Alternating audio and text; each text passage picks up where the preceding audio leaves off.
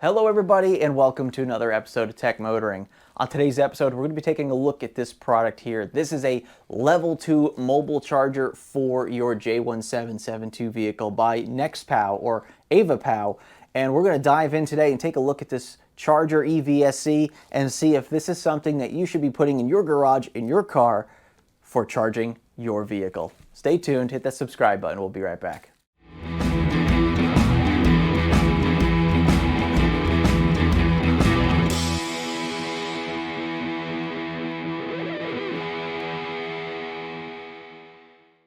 All right, everybody, welcome back. So we have this product here, which is a J1772 level 2 mobile EVSE for your vehicle. So you can carry this with you, you can mount it in your garage. And so NEXPOW reached out to me, which is the parent company of how you would see this listed, which is actually AVAPOW, I believe is how it's pronounced, on the Amazon listing. And so they reached out to me and asked me if I could review this product for them, kind of run it through its paces, see what I think of the product, and then obviously I'll give you my thorough review and impressions of this product. So what we're going to do is we're going to open this up today, show you everything you get with it, bring it down to the garage, plug it in, see how well it works, and we'll just see if there's anything interesting or weird with the product, and we'll kind of go through all that stuff. So let's go ahead, open this up, see what we get in here. We get a nice case off the bat, has a nice handle on it so you can carry it, very mobile. It's a pretty decent size, so it'll fit in a lot of frunks of your EV. So if you're the type of person who likes to carry around a level 2 unit in your vehicle, this is probably going to be a pretty decent size to fit in most frunks. Probably not some of the smaller ones, but it's good casing, good shell, nice and hard, so it'll be protected as well. So let's go ahead, unzip this real quick here. All right, and we'll take a look at what we get inside. So right off the bat, we get some instructions here, an instruction booklet, which is black and white, very basic, just shows the basics of the actual EVSE here, nothing too special.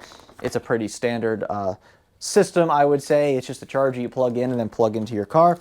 Got some wall anchors and some screws. This is to mount the plate to the wall so you can put the charger in it, so you can use this as a permanent charging solution in your garage. 32 amps is more than enough. That's what I typically use up until recently. So you could use this as your permanent charger in your garage. It'll be just plugged into the NEMA 1450 outlet in your garage, slid into the cradle, and then you can take it out of the cradle, wrap it up into this packaging, throw it in your car, and bring it on a trip. As long as you know wherever you're going, there'll be a NEMA 1450 outlet there. So really interesting. It also gives you a QC sheet that shows the quality control aspect of when they tested the unit, when they put all the stuff together inside of this packaging. So everything should be in here because it shows a quality control sheet. Good touch. All right, let's bring this out. All right, so we got our level 2 charger here out of the carrying case. So as we can see, it is a pretty compact charger here. So it's a couple inches deep, a few inches wide, probably about 4 inches wide if you include the little charging cradle, which we'll show you that in a little bit. So you'll also notice that there's another name on here called Hankaneous or something right across the top here. So I guess this is another sub company of NEXPOW or AVAPOW. So it looks like that you might actually see that name across this charger as well, but it is the same charger that is listed on that Amazon listing that I saw. So we're going to go ahead and take a look at this. Now here is the NEMA 1450 plug on this side here. So you get about a 1 foot pigtail off the end to go from the EVSE to your NEMA 1450. It is a ground up situation here, so we do have the ground on the top of this one. So of course, I know some people need to know about that stuff because weirdly enough, some EVSEs come with ground up, some will come with ground down. I suppose you could do a one of these if you wanted to mount it like that. So all depends on how you're going to use this, but just to let you know, that is the situation with the ground. So we got a pretty nice charger here. We're going to slide the charging cradle off. So once again, the charger does come with 2 screws that will mount in this charging cradle right here. So you use this to mount it to the wall. Then you could slide the EVSE into the charging cradle. when you're going to use it as permanent in your garage. And then if you want to take it with you somewhere, you just slide it out, pull it off the wall, put it in your car, and then bring it wherever you need to go. So good idea there. Very simple, very easy. Just a nice way of giving you the ability to take this as a mobile charger without having to do anything too special. So let's dive into some of the specs of this charger. So it sports a 16-foot cable, which is a decent size for mobile chargers because it's hard to get like a 25-foot cable spooled up into a mobile case. So it is a 16-foot cable, and I'm going to measure that later to see exactly what 16 feet is, if it's going from, you know, the NEMA plug 16 feet, or if it's 16 feet from, you know, the bottom of the actual charging unit to the handle. Is this including the handle, or is it just what's between here and the edge of the handle? So we're going to go ahead and do a measurement to see exactly what their 16 feet is considered. We also have, once again, it's a NEMA 1450 plug, so you got to make sure you have a NEMA 1450. It has a range of 10 amps to 32 amps. Once again, this is 240 volt level 2, so 10 amps to 32 amps. So make sure that if you have a NEMA 1450 circuit, it's capable of going up to 32 amps. And we have the ability to select different power through this little button on the front here, so we're going to give that a shot as well. Looks like we also have a little bit of a light bar here that indicates something. We'll see what that's all about in a little bit. And a little LCD screen here, which is really nice. So a nice little touch with the LCD screen, gives us some information on there, and we'll see more about that once we get it plugged in the garage. We'll take a look at all the extra stuff that it tells us, and that'll be a little bit more in-depth at that point. Let's take a look at the J1772 handle here. Let's flip this over. Nicely protected in some bubble wrap, so that's good to see. All right, very nice. All right, so this is a fairly large handle, but it feels kind of nice actually. It's just a solid plastic handle, nothing special. So yeah, so this looks good. Got a nice rubber, I like this, a rubber protector dust cover that goes over the end of it, so that's really nice. No J1772 holster to, you know, plug this into. No cable wrap situation here as well, so you don't really have a way of wrapping the cable up on the wall if you don't need it. Of course, you can always buy a cable wrap situation like this, and you can just use that to have the holster and the cable wrap built in. They're usually relatively inexpensive. So let's pop open the dust cover here. So we got a pretty decent J1772 end here. Looks like it's built fairly well. We got a nice action on the J1772 button here, the release button. I hear a nice good click in there as well. We'll test that later. It seems like this is what I really like about these handles. I like what they did with this, that you get this part of the handle itself covering the mechanism, the release mechanism. So this way, if you were to ever drop it, or in this case, because it's a mobile charger, if it's getting thrown around your car, you don't have any chance of potentially breaking this mechanism right here, or at least a small chance of breaking it. When these get exposed on top, and you can see the whole thing on the top of the charging handle, if you were to ever drop this handle or something, you can easily break this. And this is a safety mechanism that you don't want broken. You want to make sure that this is functioning properly, so when you push down on this button, you hear the click, that indicates that it's going to stop charging the vehicle. It's going to tell the vehicle, stop charging, I'm about ready to pull out the charging handle, so you don't want any arcing going on between that. So that's the whole purpose of that. You hit the button, it clicks, it disconnects that power going to the vehicle, so this way you know that it's safe to pull this out. So I like that integration into the handle, and I like how that sounds. So you get a good nice click there to let you know that it has been disconnected. So let's put the dust cover back on. I like that it's rubber, not plastic. This way, less of a chance of it potentially scratching your car when it's dangling there. Once again, handle looks pretty good. This cable feels nice as well. So if you are planning on using this in an outdoor, so let's say you go on a road trip and you have a NEMA 1450 outlet outside somewhere that you can plug into, this unit is rated at IP65. So pretty much no dust or anything large will get into the unit. Now for water, it is waterproof to some degree. It can handle some typical rain, possibly even some really hard rain, but direct jets of water are probably not going to stay out of this unit. So I wouldn't recommend using this unit outside in like torrential downpour, or if for some reason it's going to be on the ground. You know, let's just say that the NEMA 1450 is low to the ground and this is going to be on the ground. I don't recommend leaving it someplace that could potentially get water sitting, where it could sit in a puddle, because water will eventually seep into this unit. So if you're going to use this as a permanent outdoor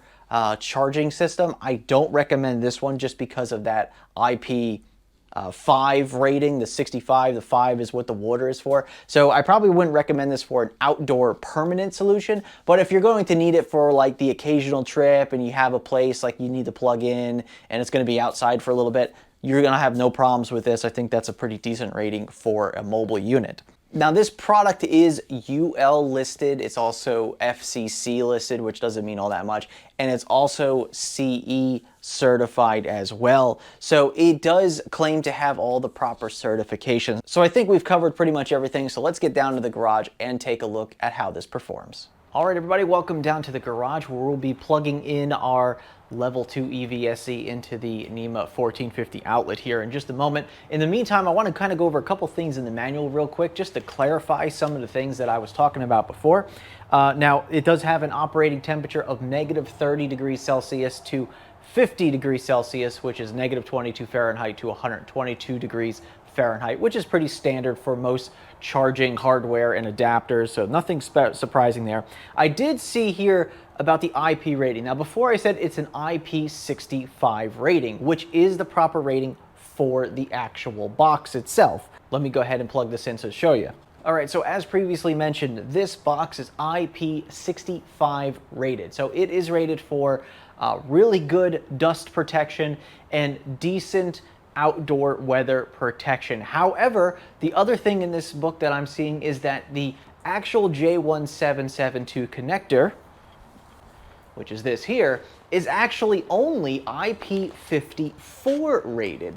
So pretty good with dust protection, but not great for water protection actually. So it's actually really only rated to get maybe some little bit of rain on it while it is, you know, plugged into your vehicle. It's not fully rated for, you know, torrential downpours or even like streams of water going at it, like if you were to like hit it with a hose or something like that. So it's not necessarily fully rated for that stuff. So I don't really recommend using this equipment outside in, you know, heavy rain. Try to use it only if it's outside in decent weather, if it's sunny outside, so on and so forth. So I can't really recommend using this while it's outside in the rain, which is kind of funny because today it's actually raining outside here, but we'll be doing the testing in the garage anyway.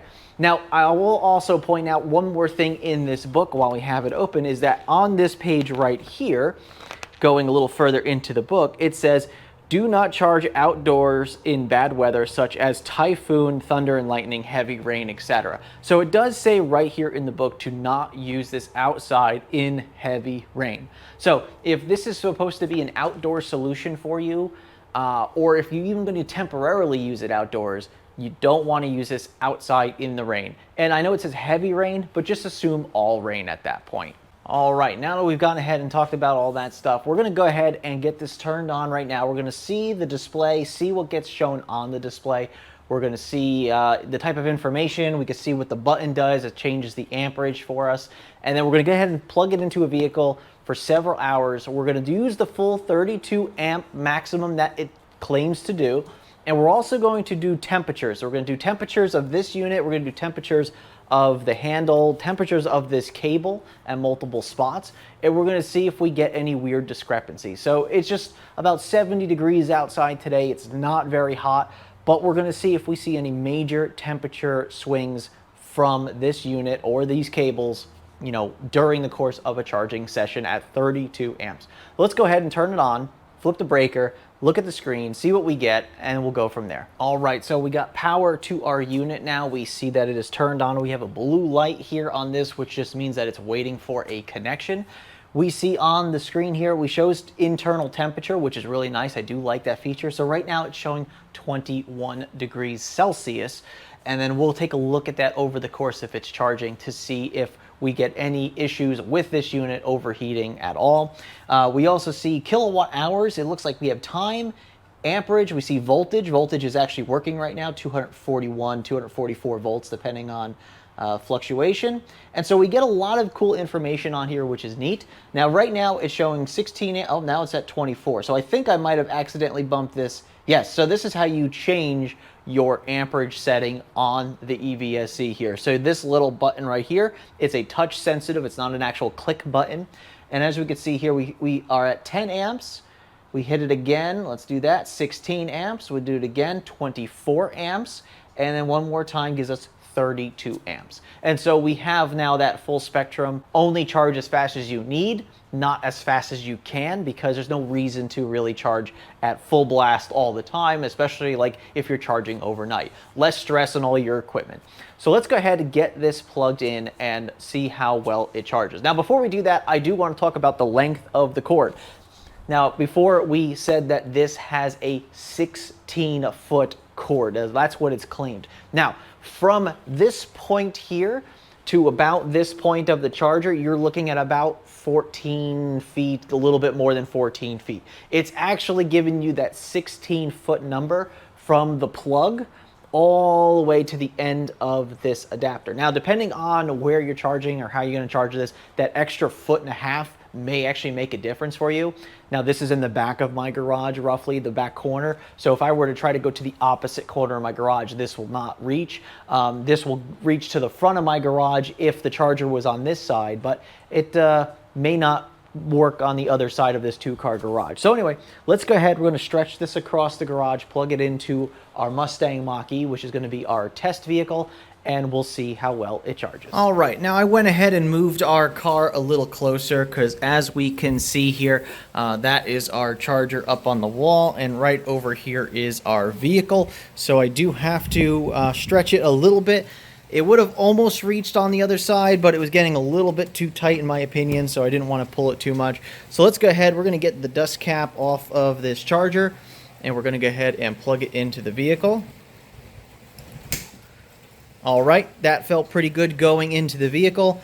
We are getting our lights to show that it is charging, and let's take a quicker look. As we can see, the cable's still hanging a little bit drooping. So we see some green lights here showing that we are now charging at 32 amps. So let's go ahead. 26 degrees Celsius is what it's currently at. We're going to keep an eye on that. As we can see, we got 12 amps, 14 amps. It's now ramping up. It's showing the amount of kilowatts as well, and how much time, how many kilowatt hours we delivered to the vehicle. So this is pretty cool. So let's keep an eye on this and see how things go. And let's just make sure we get up to about 32 amps here. Yep, and there we go. That looks about right, about 31 amps or so. So that's what's going through this unit right here.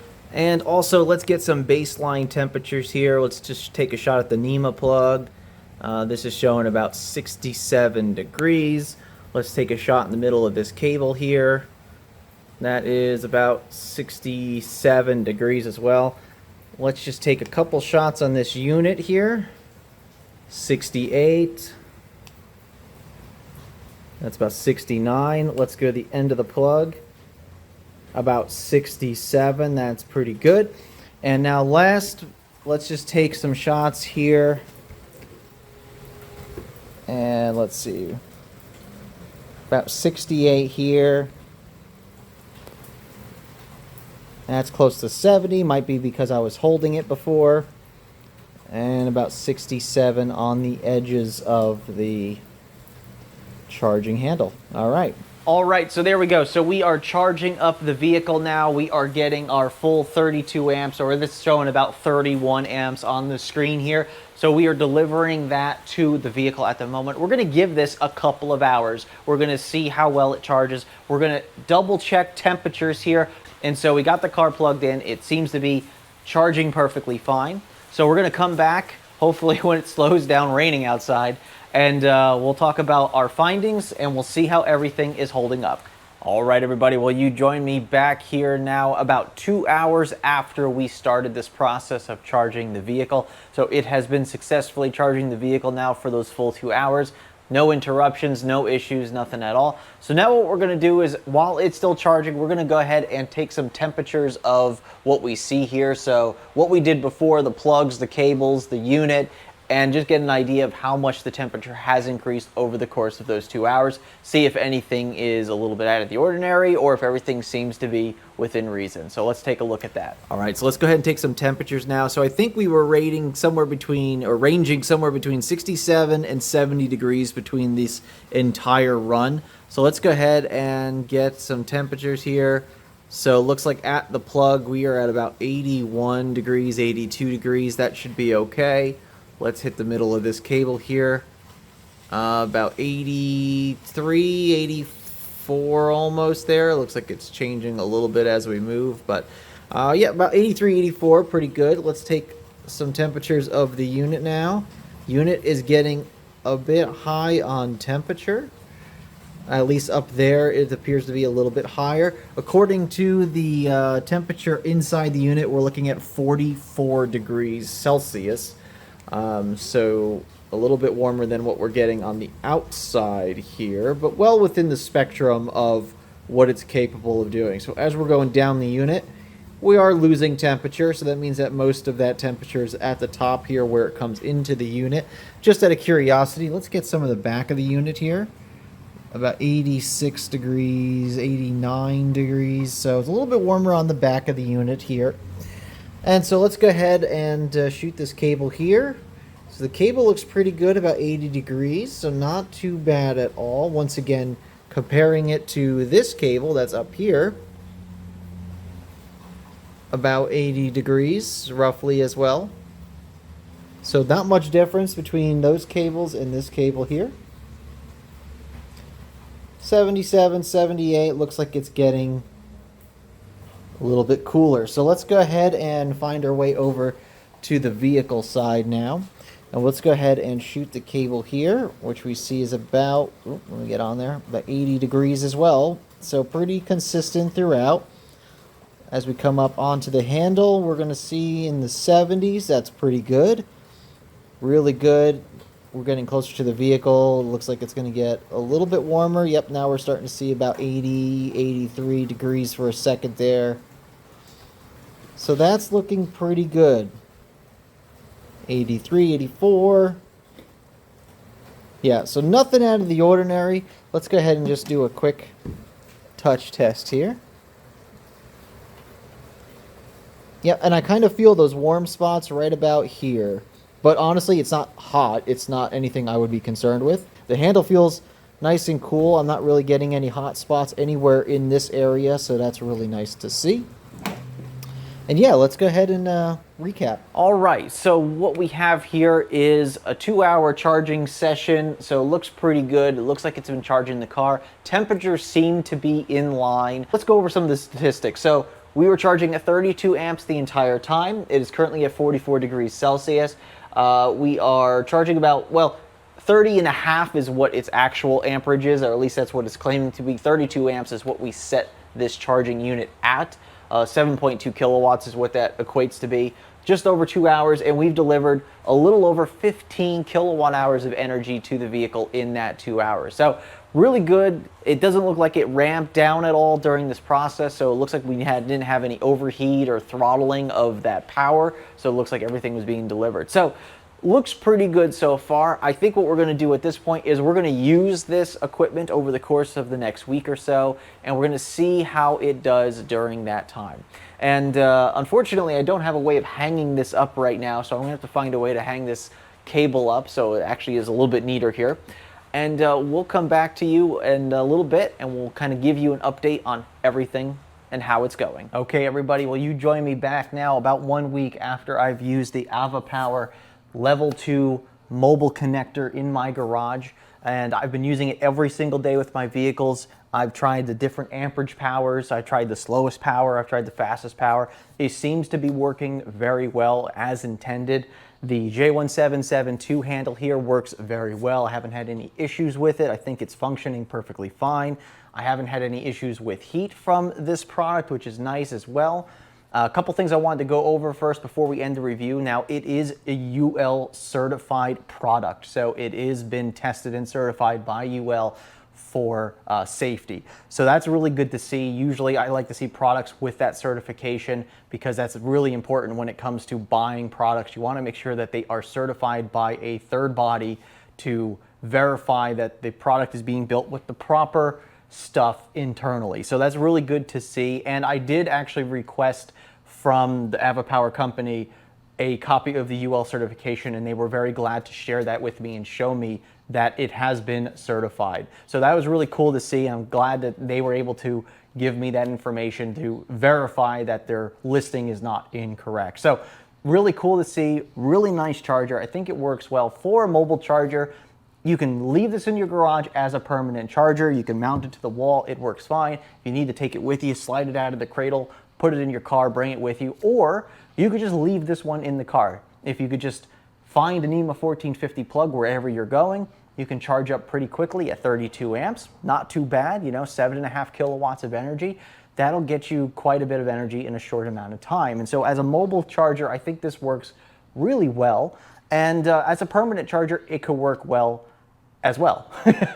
And the other thing too I want to bring up is make sure you always charge at the speed that you need to charge. If you know you have, 12 hours before you need to leave for your next, road trip or whatever, your next commute, if you only charge at 16 amps as opposed to 32 amps, and that gets you what you need, then I always recommend doing that. It puts less strain on everything in that line. So, I mean, it's good to be able to only charge as fast as you need as opposed to as fast as you can. And so I really like the way that you can quickly adjust that on the charger here as opposed to having it in the car. And the other thing too I want to bring up is that the Mach-E, the one that we were charging on a little while ago, has no functionality of being able to change the amperage that the car accepts. You can't change it in the vehicle. So it's either full bore or you can change it on the charger, which in this case is very easy by just tapping a button before you plug it into the car. I think it's a great idea. And if you're interested in this product, if this is something that you want for your garage, for your car, you can take a look down in the description below where you can see this EVSE for yourself. You can see if it's the right price, if it's the right one that you're looking for, and pick it up for yourself. Anyway, I'd like to thank you very much again for watching this episode. Make sure you take a look at all our social medias as well, also down in the description below. Anyway, thanks again for watching, and we'll see you on the next episode. And remember, welcome to the future, and welcome to tech motoring.